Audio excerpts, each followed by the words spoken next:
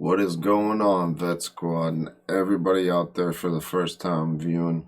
We are back again today for December 23rd. We are 2 days away from Christmas. Tomorrow's Christmas Eve. Hopefully all you guys are going to be enjoying your families. Today, we are going to start off the morning with Sabaton, No Bullets Fly, the animated story video.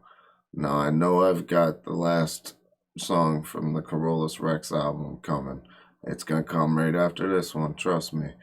But I had to get this one done because if you've not been around, you should hit that subscribe button and the bell button down below. You'll hear it every time I do a Sabaton video and anything else that I drop, really. And you can go back and look and see the last time I did a story.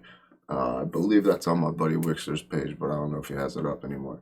But anyway, we're going to get into this because it is an 8-minute and 46-second long story. So I know we got to get into some of the history behind it before we get into the song. So let's dabble right into it. It's December the 20th, 1943, and in the freezing air high above Germany, 2nd Lieutenant Charles Charlie Brown is at the controls of his B-17F, the old pub. At 11:30, approaching the target of the Focke-Wulf plant near Bremen, the pub is rocked as 4 explosions go off right in front of the B-17. A cry comes across the intercom. "We're hit!" In the plexiglass nose, a huge hole had been made. An icy cold wind was being blown inside, making freezing conditions for the crew. Engine 2 had been hit, and co-pilot Spencer Pinky Luke let out an expletive as he noticed a huge hole in the right wing. Releasing their bombs over the factory, the crew turned to the north, planning to head over the coast, then turn west for home. With one engine out and engine 4 now faulty, the pub started to fall back from the formation with another damaged plane. Sam Blackie Blackford in the bull turret watched as it disappeared into a cloud bank. You want to talk about everything going against you, jeez. I mean, just going through all those explosions alone, I could just imagine. Sam Blackie Blackford in the bull turret watched as it disappeared into a cloud bank. There was an orange flash in the cloud. "Bandits!" Eki shouted as 5 BF-109s streaked from the cloud bank. Then another cry. "Bandits!" as 8 FW-190s were spotted in formation ahead of the pub. Sergeant Bertram Frenchy Coulomb in the turret shot the 190 out of the sky. The navigator, Al Doc Sadek, took out the second. Pinky reported that engine 3 had been hit. That left just one engine at full power. The BF-109s attacked the pub from behind, swarming all over. But due to the cold wind running through the pub, most of the guns were frozen. In a turn now, the pub was repeatedly hit, taking extreme damage and killing the tail gunner. A shell penetrated and exploded near the waist gunners, injuring the Dude, again, just everything against you. crew and creating a huge hole. The oxygen supply was taken out and the pub spun towards the ground. With the crew unconscious due to lack of oxygen, the B-17 fell for 4 miles. Charlie started to come around and grabbed the controls, pulling back as the plane continued to fall. 5,000 feet, 4,000 feet, 3,000 feet. Just moments from hitting the earth, the plane pulled up, almost scraping the trees as it did.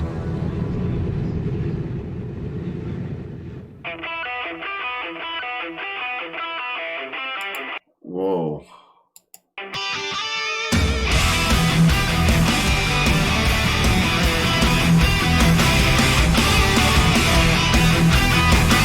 There we go. Enemy spotted, so hurry up, rearm and refuel. But through the bombers damaged airplane, see wounded men scattered and fall. Look to the right and then look again, and see the enemy in the eye. No bullets fly, spared by his mercies. Escorted out of harm's way. Fly, fighting fair is the code of the air.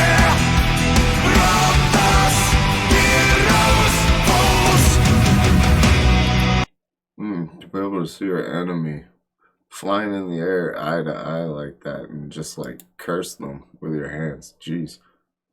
From us,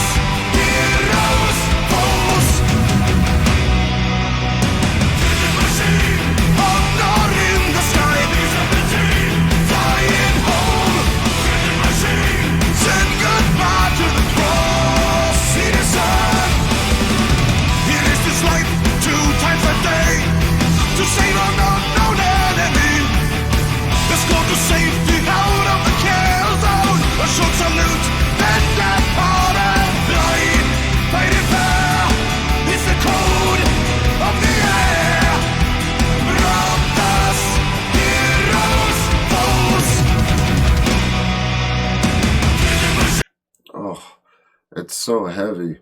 I mean, it's just it starts to pump you up. I'm loving just the all around all of it, the drums, the guitar, just I can't decide. I'm loving how they're singing it. Let's go.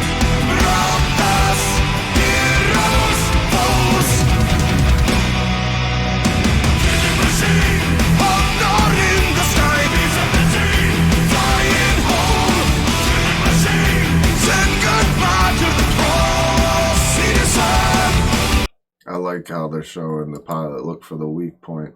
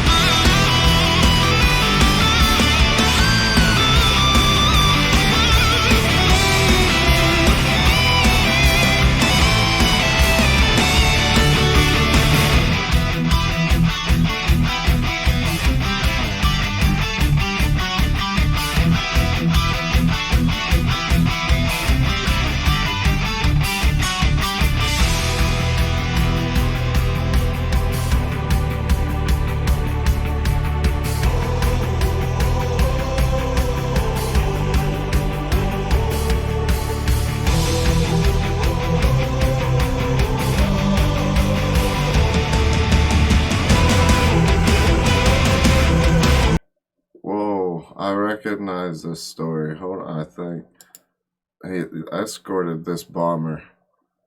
Oh, yeah, out of respect, this dude. And then, correct me in the comments if I'm wrong.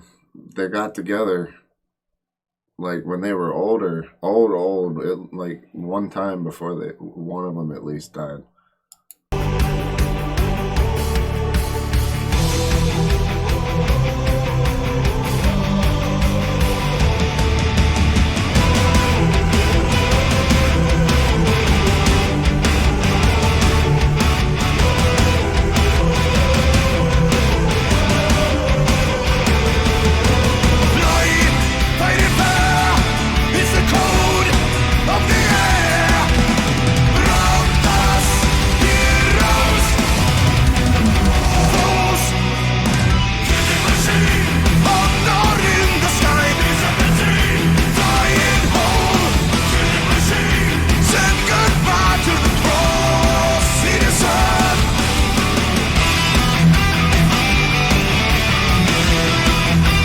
That sigh of relief, just like I know the story. I recognize the story from actually reading about it, hearing about it, and I definitely know this is what I'm thinking about now because it's an American soldier and a German pilot. They're an American pilot and a German pilot, excuse me. I'm actually excited that I kind of know what I'm talking about here. I don't know too in depth, but I do know they met before they died.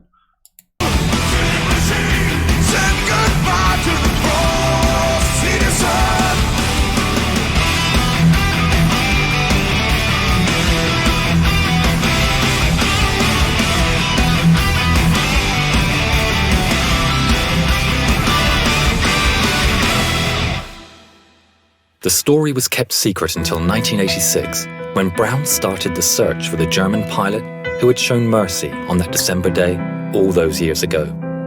In 1990, Brown received a letter from a man named Stigler, who was living in Canada. Stigler I'm just gonna say, nailed it. No pre-research. This whole time I've been reacting, I've refused to do it. I've only read after I've done it. Finally hit one. Y'all could educate me on the details other than what they're about to tell me right now. explained that he had been the pilot of the German fighter who had escorted Ye Olde Pup. This video is of their first meeting. Franz, what were your feelings when you met again for the first time? I was so happy as we met that I clapped him and hugged him. It wasn't easy.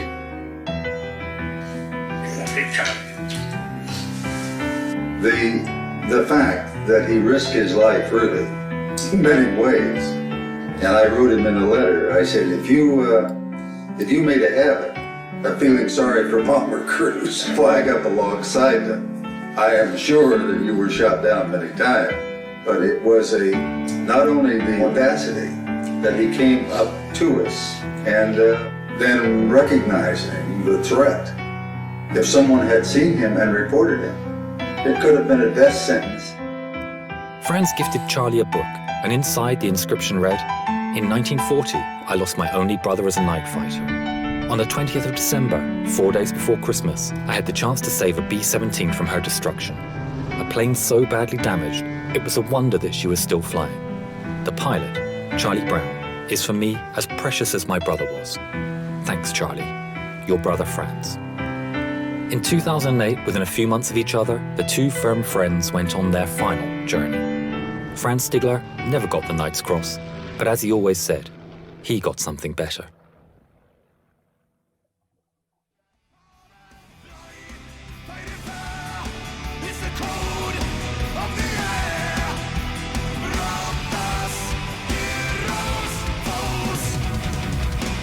There you go. Mom, go listen.